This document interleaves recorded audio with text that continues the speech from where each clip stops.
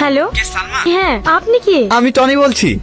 কোন টনি? তোমার টনি, যে 10টা বছর তোমার জন্য অপেক্ষা করে আছে। টনি তুমি? এতদিন পর আমার কথা মনে পড়লো, তুমি আমার নাম্বার কোথায় পেলা? আমি আজকে তোমাদের বাড়িতে গিয়েছিলাম, তাই পাশের বাড়ি থেকে নাম্বারটা চেয়ে নিলাম। তুমি আমাদের বাড়িতে এসেছিলা? এখন কোথায় আছো? আমি এখন তোমার সাথে দেখা করতে চাই।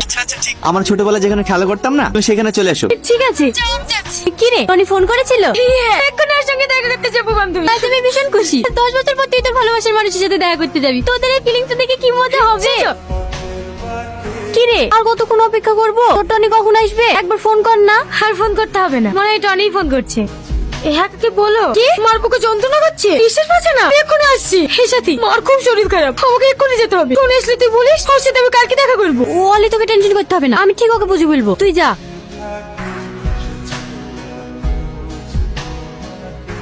তোমার নাম টনি? হ্যাঁ। Wow, so handsome. তোমার নাম সালমা? কি হলো বলো? হ্যাঁ, আমার নাম সালমা। এতদিন পর তোমাকে দেখলাম, কেমন আছো তুমি? এতদিন ভালো ছিলাম না, সবসময় শুধু তোমার কথাই মনে পড়তো। আজ তোমাকে কাছে পেয়ে আমি অনেক খুশি। আর আমি হচ্ছে তোমাকে ছেড়ে খুব ভালো ছিলাম। আমি শহরে ছিলাম ঠিকই, কিন্তু আমার এই মনটা সবসময় গ্রামেই থাকতো। কেন জানো? কারণ আমার এই প্রিয় মানুষটাতে গ্রামে থাকতো। তাই বুঝি? হ্যাঁ। দাঁড়িয়ে থাকবে নাকি? চলো কোথায় বসি। হ্যাঁ চলো। আর একটা কথা, যে নাম্বারে তুমি ফোন করেছিলে ওই নাম্বারে ফোন করার দরকার নেই, ওটা আমার বান্ধবীর নাম্বার। কিন্তু ওই মেয়েটা তো তোমার নাম্বার বলে দিল। হ্যাঁ, ওটা আমার নাম্বারে ছিল, এখন আমার বান্ধবী ইউজ করে। আচ্ছা ঠিক আছে, তাহলে তোমার নাম্বারটা দাও। 908381। এই নাম্বারে যদি তোমাকে ফোনে না পাই না, আমি কিন্তু তোমার বাড়িতে চলে যাবো। না না, ওই বাড়িতে যাওয়ার দরকার নেই, এটা আমার বান্ধবীর বাড়ি। আজকে তোমাকে আমাদের বাড়ি নিয়ে যাব।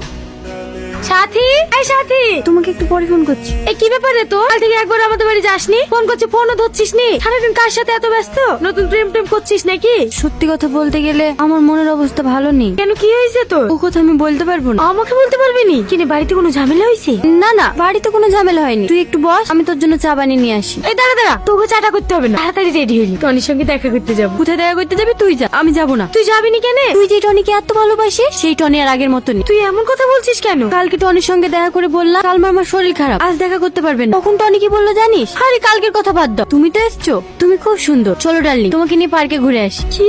হ্যাঁ, আমি যাবো না বলেছি বলে কি বললো জানিস? ওদের মতন মেয়ে নাকি ওর পায়ের নিচে 100টা করে গড়ি বেড়ায়। এবার তুই বল, টনি একটু দেখতে ভালো বল, যা খুশি তাই বলবে। উনি এত খারাপ ছিল, যার জন্য আমি এত বছর ধরে অপেক্ষা করে আছি, এত নোংরা।